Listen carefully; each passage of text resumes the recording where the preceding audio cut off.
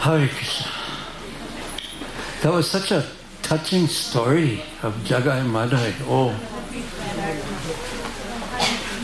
Mataji, abhi nahi.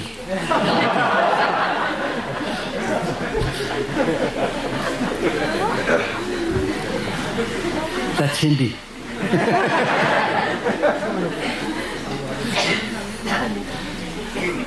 That was so touching. What was the most touching part of it for you? Raise your hand up. Young boys are very touched over here. No one else was touched by anything? Yes, Jagannath. When they study the pastime of Hiranyakashipu and Hiranyakashipu, so one thing that touched me was they are willing to play the part of demons for the satisfaction of the Lord. So that part touched me. And they are willing to take such a bad name for the sake of the pleasure of the Lord. That is amazing. But no one should follow their example. Thank you. What else touched someone else? Anyone else like to say what touched them? Oh, I can't resist. Yeah, who's going to go first? You decide amongst yourselves.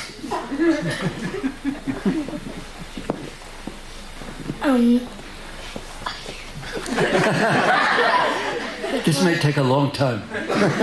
The part when I got touched was when Nityananda Prabhu forgave the Jagai and they delivered them because the only reason Jagai touched his feet. Thank you. My touching thing was where Jagai told Madai to stop hitting Nityananda the second time. Mm-hmm.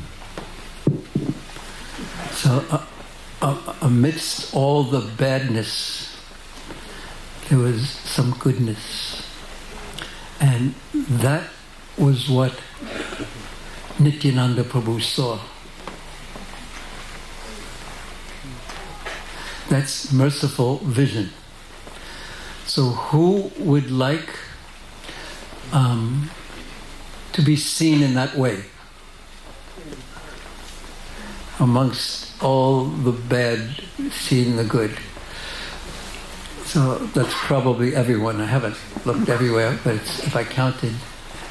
But who would like to see others in that way?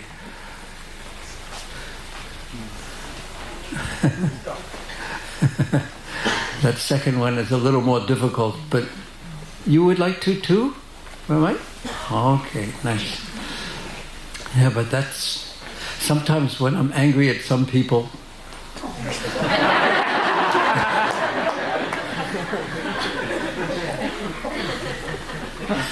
I think maybe I should be careful, because if what happens if Krishna gets angry at me for all the things that, anyway, you know the rest of it.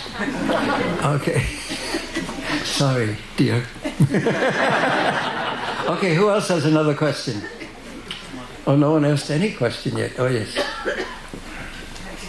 Hare Krishna. Hare Krishna Maharaj, Hare Krishna Mataji. In the afternoon we were discussing... No, you have to do it the other way.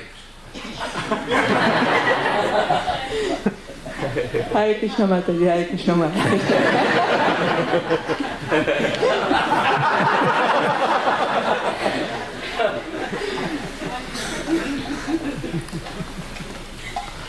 In the afternoon we were discussing about Raghunath Das, and in his example we saw that he was ready to give up everything, but Lord asked him to stay back. So I know Lord has a plan for everyone, but I want to know what does that, how can I take that instruction in my life, and what is the significance of him asked to stay back like? You mean as an example? Yes. One shouldn't prematurely act greater and more renounced and more detached than one is. One should be very honest and understand one's actual position. And when it's time to make advancement, Krishna will give us the arrangement, and sometimes he tests us to see what we really want, and also part of the example was that from whatever position you're in, you can be internally detached, because that's the more difficult of the two to attain. But you have to put your hand down right now, otherwise it will get tired, because we may speak for a long time. Because out of the two, the internal detachment is more difficult. So cultivate that first. And the most important thing about internal detachment is to develop internal attachment to Krishna, because otherwise detachment is difficult to maintain. But yet, Raghunath Das was a very special soul, and he became so detached because he was so internally attached. He became so detached that, as he showed ultimately the most exemplary of detachment by, he didn't do anything related, he never gratified his senses at all. So that's on one side, but we can't emphasize that simply without saying the fortune and the gloriousness of those who become who are externally detached and take up the austerity of renounced life, either as brahmachari or as sannyasi, because that is so glorious. It is so glorious. And in Kali Yuga it is difficult, because or even in previous ages it was difficult, but especially in Kali Yuga. So those who are serious about their renunciation, they are given so much respect and appreciation. And when Mahaprabhu actually told Raghunath to be internally detached, but don't worry about the external. He said the external will come by Krishna's arrangement at some time. He will give you the indication of when you should make your external situation reflect your internal detachment. And indeed, that did happen. And the desire, the intense desire to be with and serve Sri Chaitanya Mahaprabhu was so deep in Raghunath that the allurements of the material world, he was surrounded by all material opulence. That was also said. And Raghunath's mother said to his father in private, he said, "This boy keeps running away. We should bind him with ropes and keep him from running away. Stop him." And the father said that his wife is as beautiful as an angel. He has unlimited opulence. And if that won't bind him, what will ropes do? Who can stop one who has become mad by the mercy of Sri Chaitanya Mahaprabhu? That's what Raghunath Das's father said. So Raghunath Das was actually aflame with the mercy. His consciousness was aflame with the mercy of Chaitanya Mahaprabhu. And what that practically means is that he was following the desire of Sri Chaitanya Mahaprabhu for him. So, and that brings us to another point, is that we really want to be in the position that is desired for us by Sri Chaitanya Mahaprabhu. Were you thinking of taking sannyas? No. I'm just teasing. I already knew that. Did you want to add anything or subtract anything?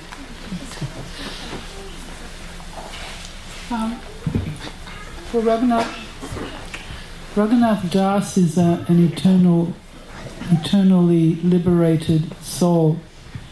So his delaying or his waiting with his family or his going to Lord Chaitanya was no different. So when you ask how does that pertain to us, I would say that, just as my husband said, it may encourage us not to be impatient, because one of the qualities of a Vaishnava is that they're not impatient, and we all tend to be impatient. So that's on one side. And the other side was that he was told how to behave in the interim period by enjoying his situation in a simple way, acting normally in a simple outward way, but inwardly to have no attachment to the pleasures of his life. And that, as my husband said, in the end, Krishna would give the indication that now's the time. So we need to be praying for us very deeply to Krishna if we wish to leave a situation we see as unfavorable, that we don't do it on our own whim. Like, I don't like this, it's not helping me, I'm leaving. Won't necessarily produce that internal detachment from it. You might find yourself sliding into a similar situation somewhere else. That would be my thoughts on it. And to add just one other point, that naturally one should get mercy, get blessings from, make sure that the blessings of Krishna are there in what we're doing, whatever situation we're in, through the Guru Vaishnava system. Thank you. Any other questions? Yes, cool.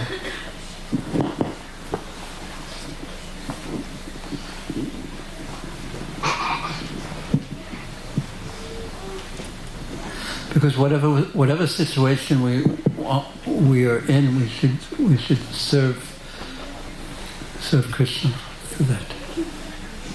Yes. Hare Krishna, Mother Hare Krishna Maharaj. When we were reading, listening about Srila Haridas Thakur, he was beaten at 22 marketplaces, but then by the mercy of Lord Chaitanya, he didn't feel any pain. So, how should I understand? Is it like physically he was still going through, like the beating was still on his body, but he didn't feel the pain in the sense spiritually, like he ignored the pain in consideration of mercy of Krishna? Well, I was actually thinking about that question myself. What were the people seeing? Were they seeing him with whip marks all over his body and he was smiling? Or were they seeing him with no whip marks anywhere on his body, which would be kind of like, what's going on? So I actually can't answer that question for you, but I can say that later, when he was in the company of Chaitanya Mahaprabhu showed him his back, and he showed him that he had whip marks on his back, Lord Chaitanya, and he said, I was taking every time they were beating you, I was taking it, and I would have killed them in an instant for doing this. It was so horrible what they were trying to do, but you kept saying, forgive them, forgive them, forgive them at the same time. So there must have been something that they were seeing, that he's being beaten, but it doesn't sound like from that part of the story as if he was covered in blood. And it does say I did hear you say he was smiling throughout that. So it was something very unique and mystical going on. It's rare you see somebody smiling while somebody's beating them. Just that alone is like astonishing. And it is all, Srila Vrindavan Das Thakur says that those who were beating him said to Haridas that they were completely exhausted from taking the stick and beating him again and again and again in each of the marketplaces. And they said, Haridas, this is very difficult for us. We're going to get into so much trouble. We're going to get killed ourselves for not doing the service, the job that we were told to do. And you're not dying. And he said, oh, you want me to die? Okay. And then he completely went unconscious. And that's when they brought his body. So it's obviously very supernatural and mysterious.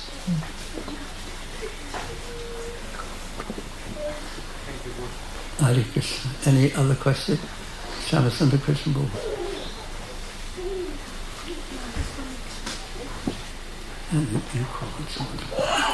Hare Krishna Mataji, Hare Krishna Maharaj. Please accept my humble obeisances at your divine and lotus feet. I first of all wanted to express my immense gratitude for the wonderful katha and the chanting sessions that you did. So much so that I felt that you talked about the raindrops falling from the sky and what do we interpret. And at the end of the day today, I really felt as if they were your nectarian words soaking or wetting our arid hearts. The question I have is, you yesterday talked about that when we chant, there should be love in chanting. And you talked about giving pleasure to the Lord. So sometimes chanting may give pleasure to us, but if you could make us understand from a deeper sense, how do we chant in love, and what do you mean by giving, what do you really mean by giving pleasure to Lord? Because we can't see, we can't feel whether He's getting pleasure or not. We can feel that we are getting pleasure. So if you can help me to comprehend that in more detail. Well, thank you. Thank you. If somehow mercy is dropping down like raindrops, and somehow or another it appears like they're coming from us, we are wondering where they are coming from, so we can only say that it is the mercy of Srila Prabhupada and those who are following Srila Prabhupada, because without you, we don't have any ability to say anything of value. So it always takes two when there's Krishna Katha, there's the and it's really the quality of the devotees who are hearing that pulls.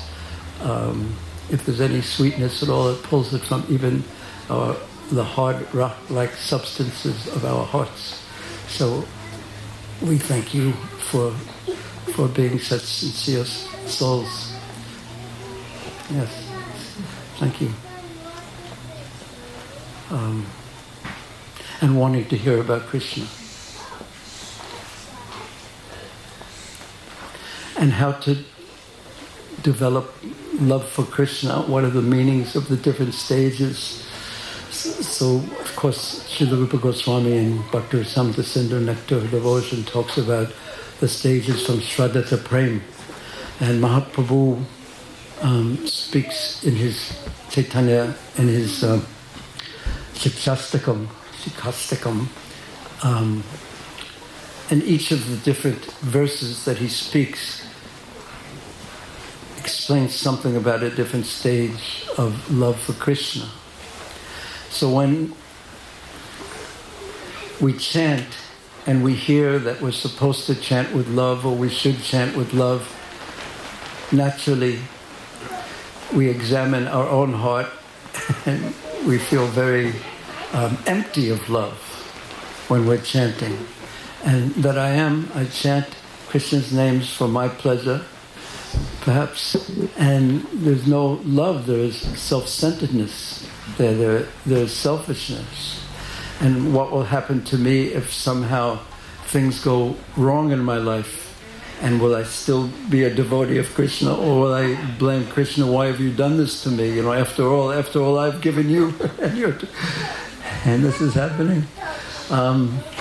And then when those moods do pass through my consciousness, then I also think, no, how am I going to deal with the moment when it's time for me to leave this world? Am I going to take full shelter of Krishna? Am I going to accept reality as it is, the situation that's come to me due to my own fate? Am I actually be able to do more than just say some philosophy? Am I able to put into practice what I've been telling others for so many years? And when I'm not sure about the answer to those things, then some humility may take birth in my heart. And sometimes we find that humiliation precedes humility. We have to be humbled a little bit, and that's one thing we can count on in the material world, that it will humble us. It will humble us. So out of that, I would say paradox almost between the power of the chanting of the holy names and me realizing my own self-centeredness and turning to Krishna. And as Prabhupada said in one of those sound clips that we heard yesterday, that without your help, what hope do I have? So out of that paradox, out of the tension between this desire to be better, to love Krishna, and the understanding that I have no love for Krishna, and that what is born out of that humility is a calling out to Krishna, and what is born out of a calling out to Krishna is some mercy from Krishna comes, and that is what nourishes our bhakti more than anything else. Some mercy from Krishna. And then somehow or another Krishna will make some arrangement to help when he so desires. So I didn't fully answer your question, perhaps, but I told you what I understood was the essential ingredients of moving forward. Humility and desire to move forward in Krishna consciousness, desire to develop love for Krishna. And where does that desire come from? Good association, including Shastra, including the deities, including the holy names, and including the holy places, the holy dhams. So in those places, Krishna is close. He's closer. He's there, actually. And it's the veil of illusion covering our consciousness that only allows him to partially be perceived by us. But it's clear that he's there. Raise your hand if you've ever been to Sri Vrindavan Dham. Raise your hand if you've ever been to Sri Dham Mayapur. Now, is your experience, and of course I should add in Sri Jagannath Puri, there are so many holy places. But the places that are dear to Sri Chaitanya Mahaprabhu, and even I can say in Vrindavan itself, the different holy places, the different places from Raman Reti to Bandiravan to Govardhan or Radhakund or Barshana or Nandagan or Purnamasi Kund. We can just have fun just reciting all the places. But they all have a flavor, a different flavor. But each of those different flavors is not like the downtown Melbourne or downtown Perth or New York or dare I say Gorgaon. It's a different realm. There's a different, as I mentioned earlier, I can only say it's like a fragrance. It's something subtle, that there's a sweetness that we perceive is just behind the curtain. And it's almost impossible to not want to lift the curtain, even though that curtain is, lifting the curtain is beyond our capacity.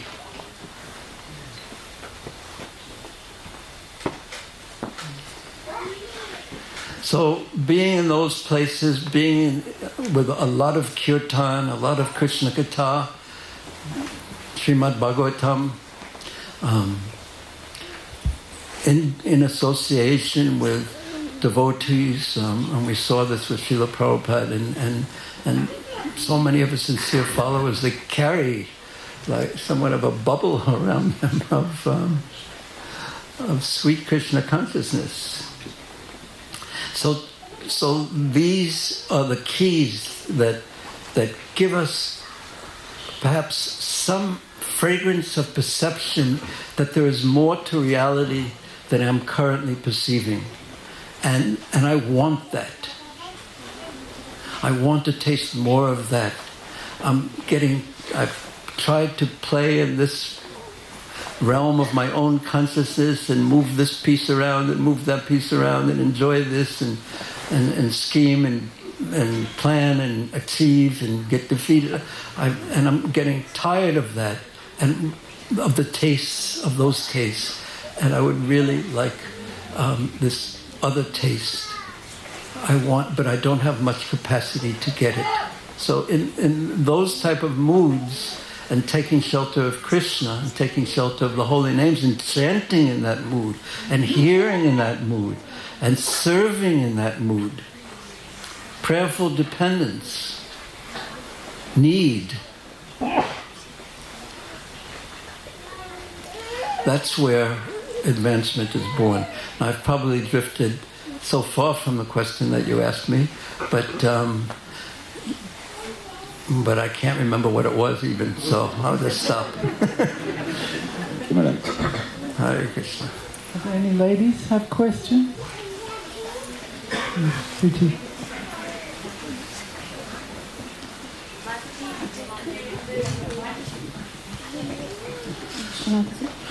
During the Katha you mentioned that Chaitanya Mahaprabhu is an ocean of mercy, and he's 1,000 oceans of mercy, and he doesn't take any offenses, and that's obvious how he so kindly gave love of Godhead to Jagai Madhai and so many others who were around at that time.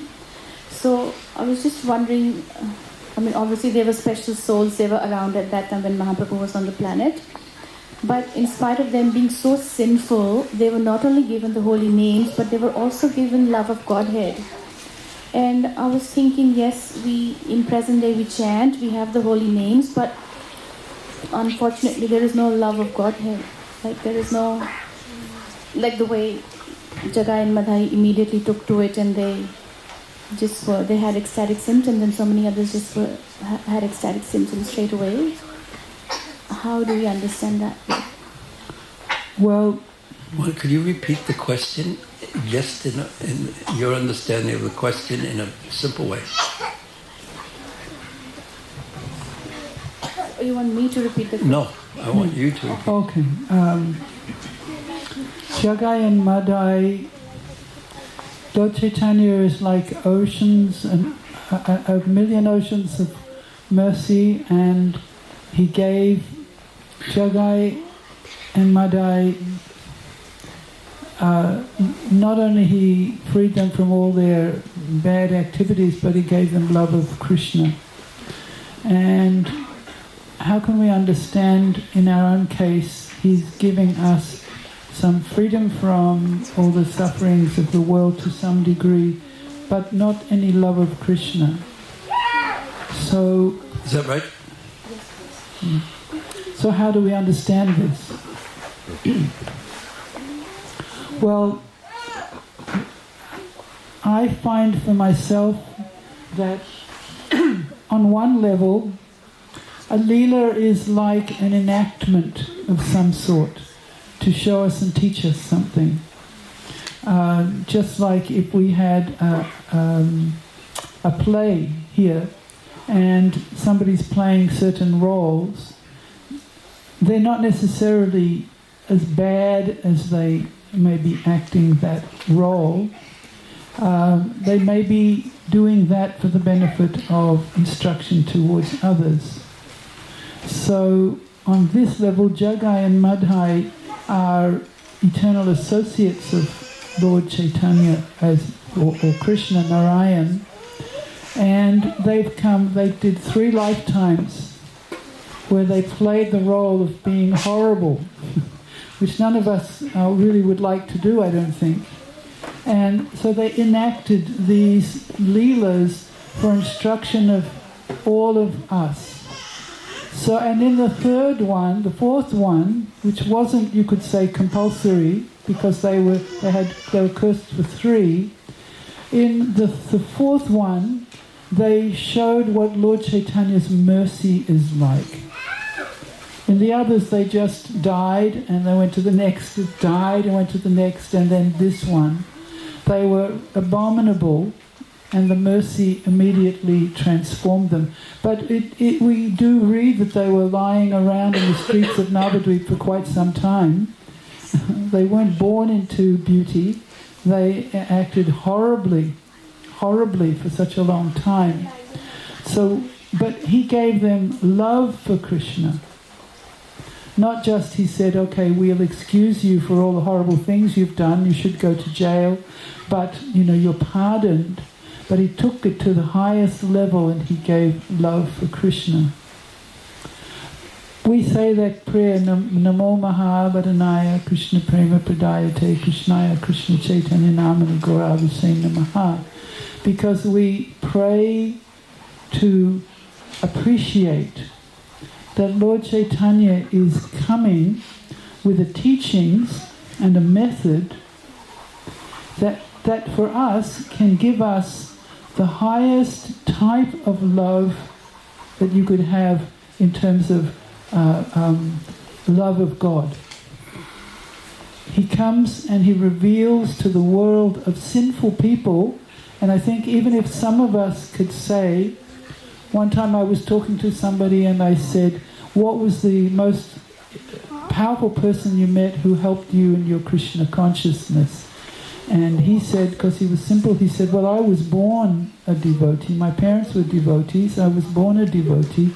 So there wasn't anyone who made me Krishna conscious. I already was. But that's superficial. That's in one life. He had that opportunity. But if you trace back, you'll probably see that there were many lives where he was less fortunate. So we're working in a progression. We're not just working with this one life.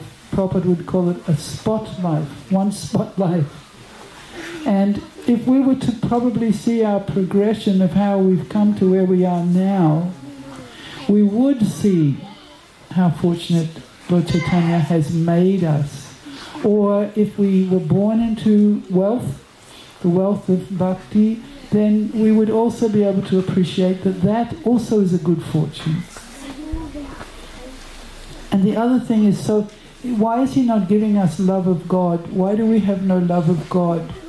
Well, I remember Srila Prabhupada telling us, I think it was us, he said, there must be some love there, otherwise why would you be doing what you're doing?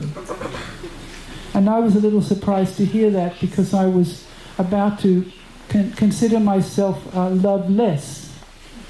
So the fact that we continue, there's something already coming through. And because we're seeking so high, not even just devotion, in the temple, please, I want to serve you, but I want a relationship with you. So it may take a little longer to mature to blossom into its full beauty.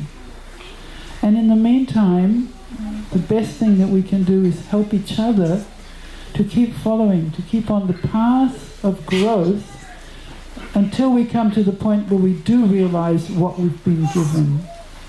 And we do feel ourselves to be tiny, tiny, insignificant, and overwhelmingly grateful for what we have in our lives, that we can't help but take for granted in some way or another right now.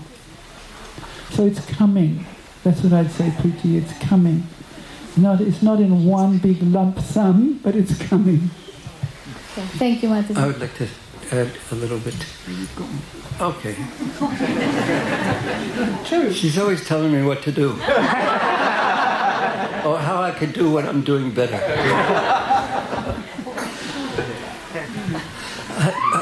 A three-part answer, because I had time to think about it while Mataji was sharing her thoughts. One part is that this is a very good prayer that you should take this question to Lord Nityananda Prabhu. And you say, Jaga and Madai were given so much mercy. And as Madai said to Nityananda, I've done every bad thing that he's done. And why is he getting mercy and not me? As if doing bad things was a sadhana for getting mercy. Which isn't something we will recommend. So you take that to Nityananda Prabhu. And you pray that I need so much mercy, and Jaga and Madhaya are an example. But here I am, and I need so much mercy. You take that and sincerely pray. Another, and Narottama Das Thakur actually prays in that way. He says, Jaga and Madhaya, nothing compared to me, please. Patita Pavana Hetu Tava Avatar Mosama. Patita Prabhu Napaya. You won't find anyone more needing of mercy than me, so it's a very good prayer. But will you really mean it when you pray like that? And depending upon how much we mean it, that's one answer. And another answer is that it is said that Jaga and Madhai did so many terrible things, but they had, and this is the heavier of the two answers, and they had one good quality. And that one good quality was that they didn't offend Vaishnavas. So I cannot say I share that good quality with them. And therefore I don't get the same kind of mercy that they got, because on one hand I pour water on my devotional creeper, on the other hand I cut it continuously down by my disturbing Vaishnavas and offending them. And one interesting way to look at, because we talk about Vaishnava aparad, and you know, we're afraid of Vaishnava aparad naturally. But one way to understand what aparad means is to insult Vaishnavas, or to make them feel bad, even if we didn't intend to do so. This is what we hear in the pastime of where Chitraketu, as the Vidyadhara, he says something about Lord Shiva's dealings with Parvati. And she got very upset. And when he came down and offered his obeisances and apologized to her, he started in his apology was exactly the wrong way to apologize to someone. He said, I'm sorry, even though I didn't do anything wrong. Now, who's going... And then Prabhupada explains in the purport something very, very deep. He didn't mean to do anything wrong, but somehow or another it disturbed you, what I was saying. I didn't mean to. I didn't do anything wrong in that sense, but what I said, it disturbed you, and I'm apologizing for that. So that could be a reason why we don't achieve so easily the kind of mercy that, in one sense, that we hoped for when we began chanting Hare Krishna. You know, chant Hare Krishna just like they say on the when I go to Delhi, you know, they have these Bhagavad Gita distribution vans, and it says, you know, read the Bhagavad Gita for an anxiety-free life. And I wonder what version they're reading.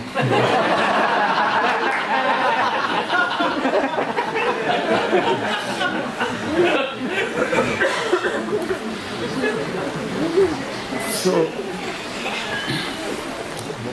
it's sort of funny, but it's sort of sad also. But so we had a hope when we begin chanting that it's going to be so easy, and and we see all the devotees happily going around in the temple, and everyone looks so pure and perfect, and then we get to know people, and we like this one, and we don't like this one, and this one's like this, and this one, and then we talk to others about that. And at the same time, we hope that's not how Krishna sees us. So maybe sometimes there's some internal improvements that we have to make to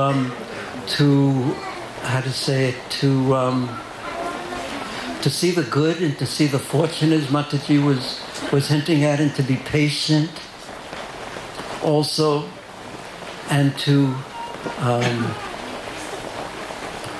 trust Krishna a little more, that we're actually being taken care of by him.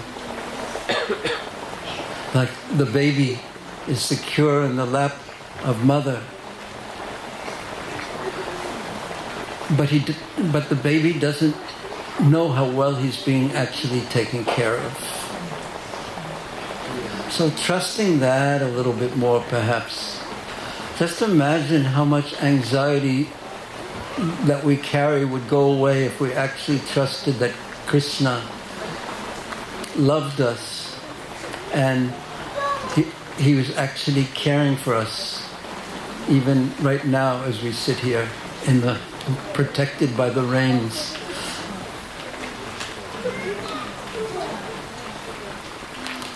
Yeah, so something like that too. Any question from the side? Yes, Prabhu, in the back. I saw that you raised your hand to scratch your head, and that's always an indication of a very deep question that's coming out. Yes.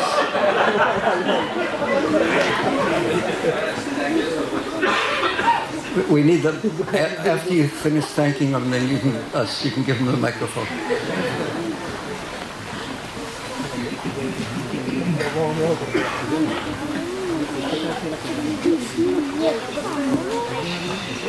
Haribo.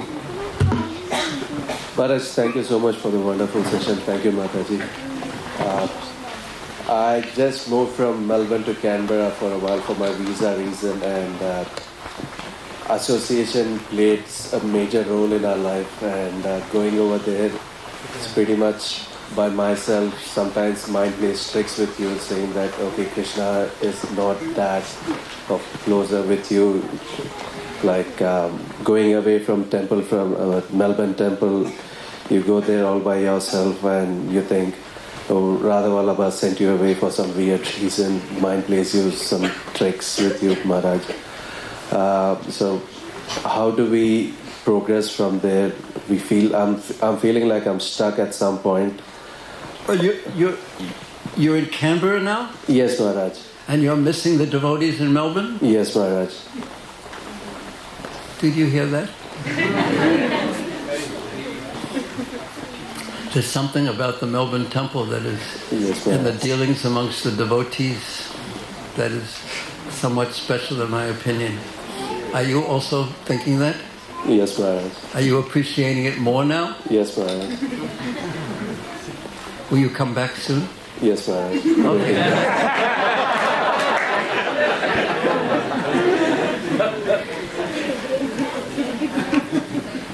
Yes. You just wanted to express that, or you had a... Yeah, but I just wanted to express thank you for all of the devotees from Melbourne itself, because you stay in such a protected environment. Everyone is here to help you progress in your sadhana and everything. And you go out, you're all by yourself trying to struggle. Yeah, but Hare Krishna. Hare Krishna. So please don't let him be alone.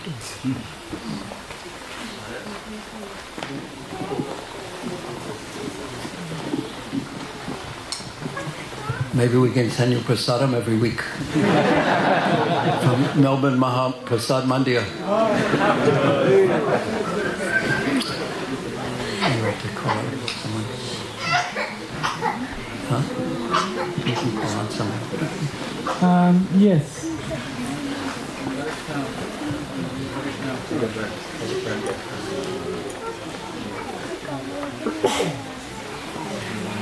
Hare Krishna Maharaj, Hare Krishna Mother. Please accept my most humble obeisances at your lotus feet.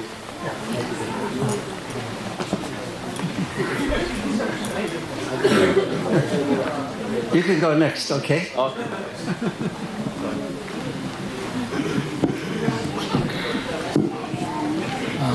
Hare Krishna, Maharaj and Jagattarini Mataji. Thank you very much for the mercy. It's been Festival of Mercy. I was thinking how the mercy has been flowing. Now we had so many deities here, and through them, it is through Prabhupada, and the mercy is flowing through both of your lotus mat and entering of the ears and heart.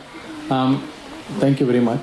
Now, my question is, recently in the study of Chaitanya Charitamrita under the guidance of Keshav Prabhu, we are doing the 5th chapter, and then Prabhu is mentioning that the glories of Lord Nityananda, that the lotus dust from the lotus feet of Lord Nityananda is so powerful that it is more powerful than the thousands of Lord Nrsimhadev's power.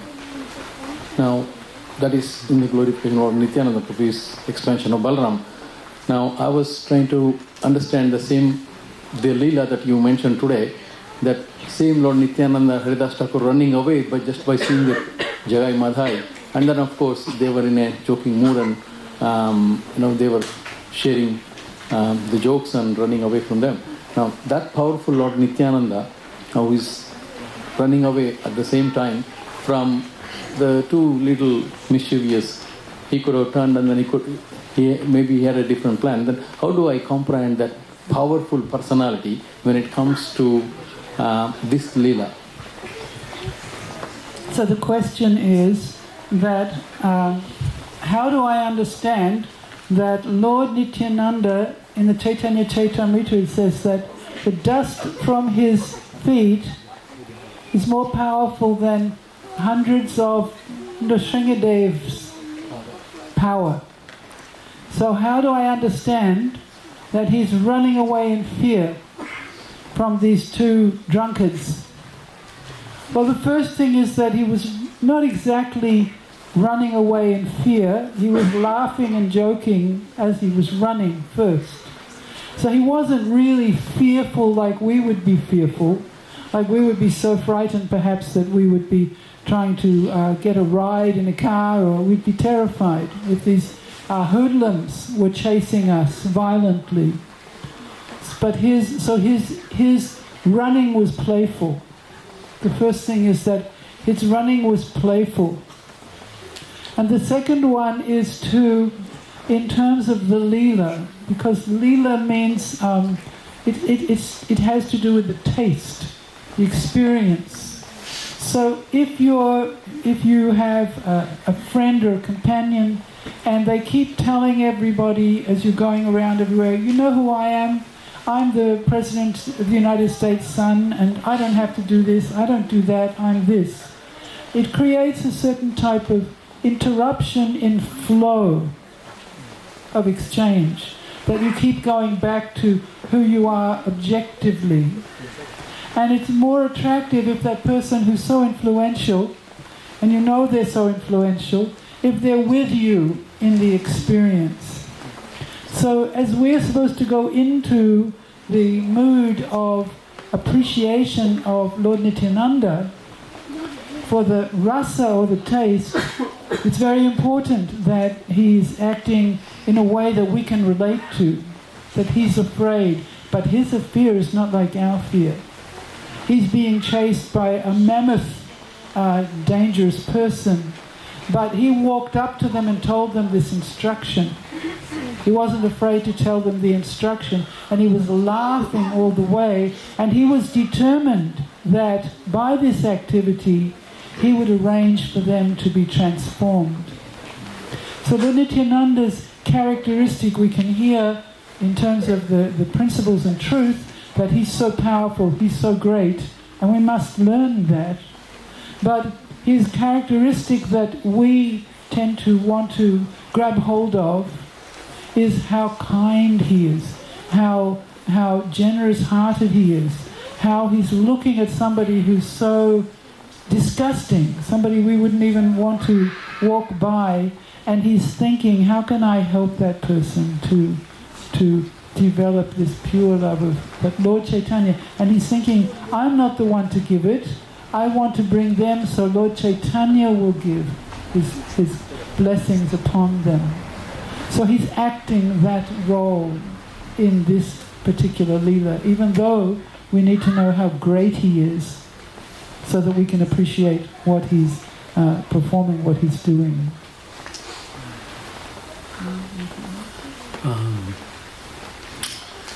No.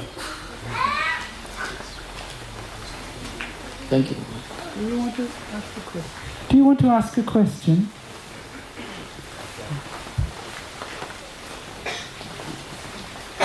Sorry, I was very excited before, I hand over to Prabhu. So my question was regarding Mahapaniyati festival. When Nityananda Prabhu invited Sriman Mahaprabhu in the Leela, and they were offering chip rice and other preparations to each other. So it's mentioned that only certain devotees could see Mahaprabhu and certain devotees couldn't. So I was just wondering, is there a specific reason that only certain devotees could get the darshan of Mahaprabhu? Because we always hear that Krishna is equal to everyone, and in that assembly all the devotees were there. So where do we hear that? Krishna is in everyone's heart, and is what verse in the Bhagavad Gita?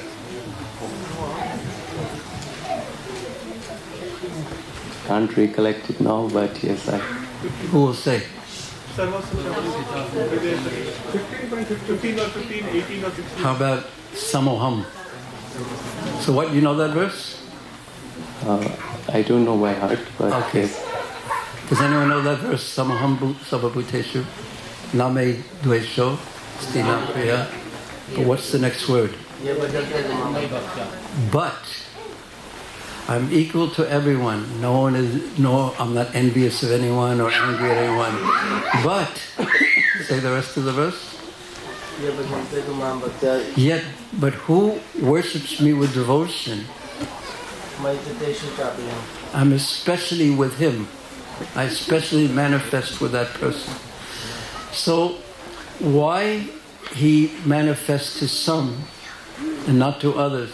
See, and actually, there are two very, what I thought was astonishing verses that I didn't read in that chapter.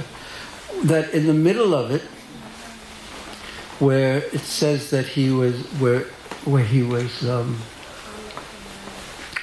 it says that he was always present in the house of Raghava Pandit when he was offering prasadam. And then there are two verses right after that when I looked at them, I thought these are very mysterious. There are some philosophical points that don't have very much to do with the Leela. And the points were that don't doubt that he is there with Raghava Pandit, because he is there as the Supreme Personality of Godhead. In every place, he's all-pervading. And some can see him, and some cannot. And if you don't believe that, sarvana, you're going to be destroyed. Which means also, if you turn that oppositely, if you do understand this, you'll be freed. That Krishna is everywhere. But what gives someone the ability to see him, and others don't have that ability? And what's your answer to that question? You can quote the Brahma Samhita if you like. Premanjana Charita Bhakti Vilochana. I once heard Prabhupada lecture on this, a very early lecture, saying that it was perhaps even in 1966, he was saying some people ask if you can see God, but someone who has prema, has love, he doesn't see God one time.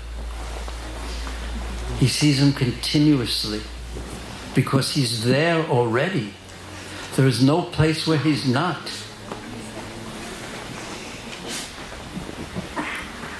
Right now, Krishna is personally present. But do we see Krishna present everywhere, in everyone's heart, and in every atom, between every atom? No, I cannot. But one who has love for Krishna, Krishna will reveal himself to that person. And he sees him everywhere. So in that lecture in 1966, Prabhupada was looking for the right word to say to describe what prema bhakti was, which gives someone the ability to see Krishna at all times, in all places, in all circumstances. And the word he thought of was, prema bhakti is like a magic wand. That you touch it, or you touch it, and it gives you this ability. So again, as Mataji was saying, this is Leela, because all those devotees are Nitya Siddha devotees. So some saw him by the arrangement of Chaitanya Mahaprabhu, some didn't. But he was there and is there everywhere at all times, as Krishna in the heart is there in all times. But yet I don't see him. Now think about what that means for you as an individual, that he's there and I don't see him. And we will say, naturally, we might think, why doesn't he allow me to see him? I thought he's equal to everyone. But instead of thinking like that, we should perhaps think, I'm so unfortunate that he's right there in front of me and I cannot see him because my heart doesn't have a drop of prema bhakti. And then you can be in line behind Mataji when you're praying to Lord Nityananda, only for a little bit of mercy. And I'll be behind you in next.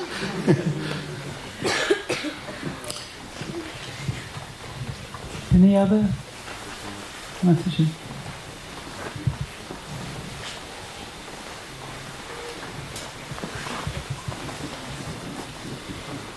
Mataji, you were saying that the fact that Jagai Madai looked like bad, but they were just also playing a role in the Leela, just for that understanding. But when you said that the only good thing that they did was like they didn't offend Vaishnavas, but we also heard that they were killing cows and brahmanas. So how do we understand that if we know that they're very dear to the Lord as well? Well, Navadvip at that time, I'm just giving you're not supposed to guess, but I'm giving some thoughts I had on this, was that Navadvip at that time was not a place where there was a large number of Vaishnavas. That was written into the text, that the Vaishnavas were few, the direct devotional activities that were taking place were not very much. And so there were many brahmanas, but they were like proud smarta brahmanas. It explains also that they didn't come in touch with any Vaishnavas. Perhaps they would have done something different if they had. One time somebody told me that the reason why any of us are here is because we didn't perform Vaishnava aparat. And we were listening, and then that conversation continued, and they said that before you met Srila Prabhupada, you were sinful, you were papi, you were a sinful, low-born person, but you hadn't met any Vaishnavas yet, and so you didn't have a chance to perform Vaishnava aparat. And then you form a beautiful community of Vaishnavas, and now the risk is that you'll start performing Vaishnava aparat because now you're in the association of Vaishnavas. So I was thinking, I never thought of it like that before. But once we're in a community of Vaishnavas, we have a responsibility to be very careful, actually. And it's not easy because many of us come from a sinful background, so we find it hard work to actually appreciate that I'm surrounded by Vaishnavas of all different levels and stages and ages. So yes, they were sinful. They were very, very sinful. But they hadn't come across Vaishnavas until that time.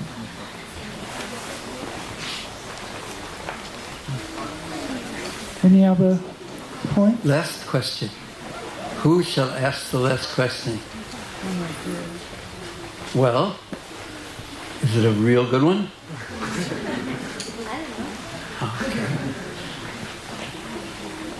Should we wait for the microphone to come to you? This is actually a very confusing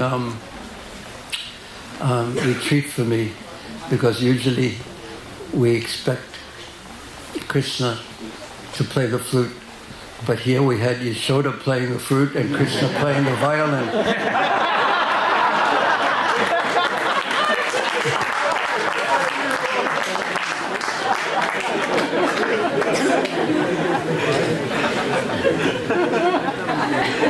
So confused.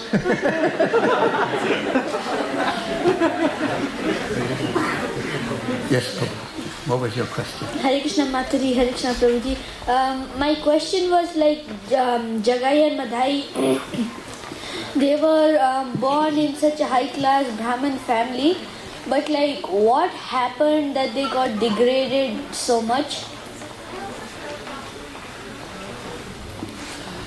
Bad association. And also it seems they had bad character. After I say bad association, you're not supposed to just immediately say and also. You're supposed to at least say, yes, that's a very good answer, my dear Prabhu. And maybe there's something I could add.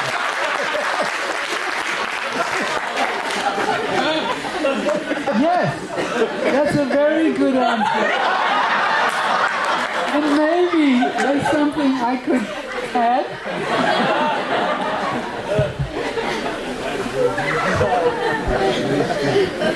Can you imagine what it's like at home?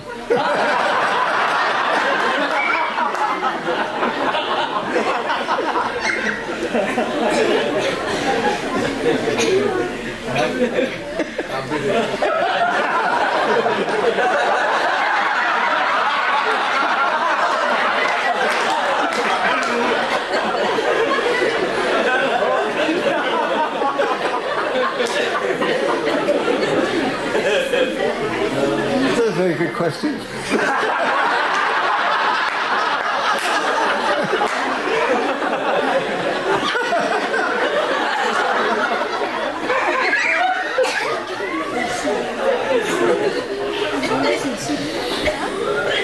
Yes, go ahead, please.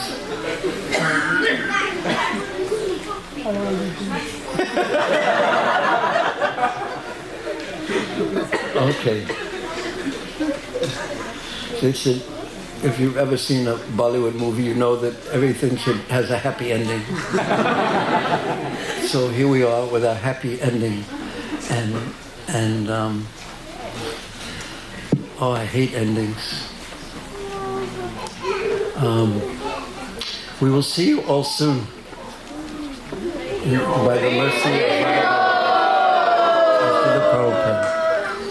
So please chant Hare Krishna and be happy, and stay in the association of devotees, and see you soon. Srila Prabhupada ki jai. Sri Chaitanya Mahaprabhu Nityananda Prabhu ki jai. Sri Radha Vallabha ki jai. Sri Jagannath Baladev Subhadra Devi ki jai. Srila Prabhupada Bhaktivedanta ki jai. Thank you all so much. Hare Krishna.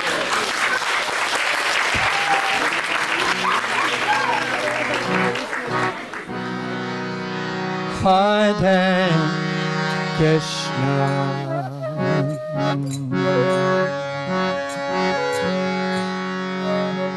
Hare Krishna, Krishna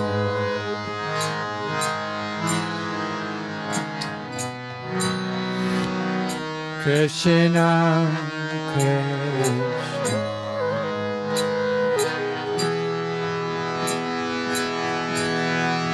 Hare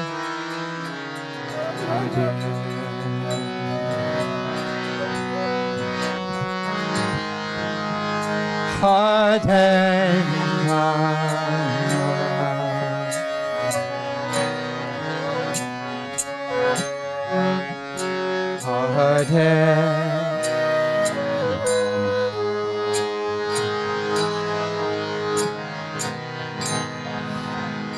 Ram Hare